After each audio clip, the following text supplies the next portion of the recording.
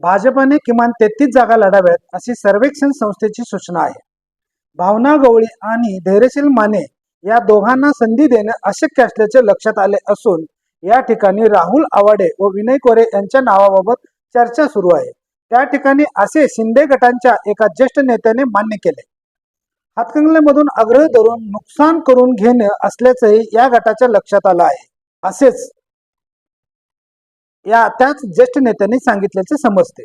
भाजपच्या पहिल्या यादीत महाराष्ट्रातील एकाही जागेचं नाव नाही हे महत्वाचं कारण।